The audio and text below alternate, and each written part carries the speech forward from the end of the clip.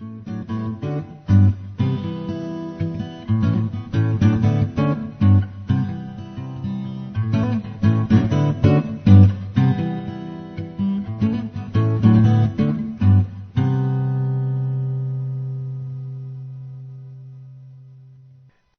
allow mosques to preach the hatred and violence of the 8th surah right next door to our businesses, our schools, and our homes. The crater that was the World Trade Center stands as a memorial to our ignorance. The destruction of New York will be the legacy of our inaction. Ishaq, Abdallah told me that when this verse came down, it was a shock to the Muslims who took it hard. They were afraid, as the odds were too great. So Allah relieved them and canceled the verse with another. Now has Allah relieved you, and He knows that there is a weakness among you. So if there are 100, rather than 20, they shall vanquish 200. Now that he had calmed the nerves of his squeamish militants, the war god of Islam was ready to approve kidnapping for ransom. He knew that terrorists craved money as much as they enjoyed murder. Koran 8:67. It is not fitting for any prophet to have prisoners until he has made a great slaughter in the land. You desire the lure of frail goods of this world, while Allah desires the hereafter, and Allah is mighty. Another translation reads, No apostle should take captives until he has battled and subdued a nation. This is a dual confession. Muhammad lusted for the ransom captives would bring, but his Allah persona was unwilling to enrich the prophet until he became a psychopathic killer. That's because Allah was entertained by torturing men in the fires of hell. And if you're unsure whether calling Muhammad a psychopath is fair, go back and read his conversation with the mutilated bodies in the pit. Every word of this is so unbelievable, so maniacal, I have tried to buttress the Quranic presentation with an ample dose of Ishaq's insights.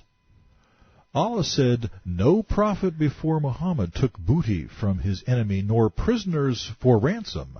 Muhammad said, I was made victorious with terror. The earth was made a place for me to clean. I was given the most powerful words. Booty was made lawful for me. I was given power to intercede. These 5 privileges were awarded to no prophet before me. There is no denying that Muhammad was unlike all other prophets. The surah continues to interpret the Quran. Ishaq, Allah said, a prophet must slaughter before collecting captives. A slaughtered enemy is driven from the land. Muhammad, you crave the desires of this world, its goods and the ransom captives would bring, but Allah desires killing them to manifest the religion. This is so ungodly, so demonic, I don't even know what to say. Allah desires killing them to manifest the religion. Koran 8, verse 68. Had it not been for a previous agreement from Allah, a severe penalty would have reached you for the ransom that you took as booty.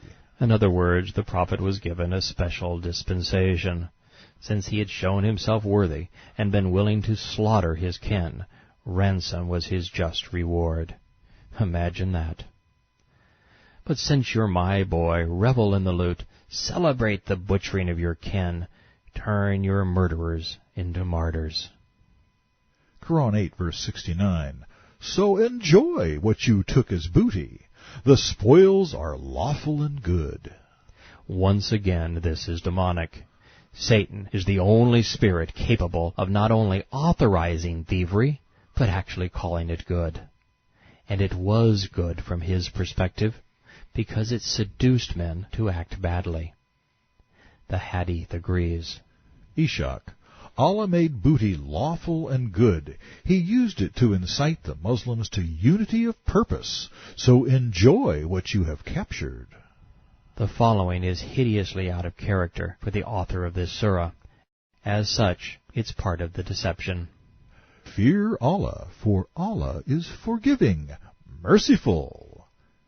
Koran 8, verse 70. O Prophet, tell the captives in your hands, if Allah knows or finds any good in you, He will give you something better than what has been taken from you. What is the black stone supposed to do when it finds something good? Roll over? Jump for joy? And by the way, why do the captives who lost their sons and brothers, trying to protect their belongings, need forgiveness? They were victims, not villains. But that wasn't the purpose of this verse. It was designed to lure Meccans into Muhammad's service. If they joined him, they too would be able to steal and kidnap, all with God's blessing. Only the illiterate messenger of a rock idol would recite something this foolish. Quran 8:71. If they try to deceive you, remember that they have deceived Allah before, so He gave you mastery over them. Fortunately, Allah is dumb enough to be deceived by man. We can prevail against Satan and his Islam. But first, we must break the curse. We must free Muslims to think for themselves, for until we do, they will continue to pit good Muslims against bad Muslims. Quran 8:72. Those who accepted Islam left their homes and fought with their property and lives in Allah's cause, as well as those who gave them asylum, aid, and shelter, those who harbored them. These are the allies of one another. According to Allah, a good Muslim kills and aids or abets killers.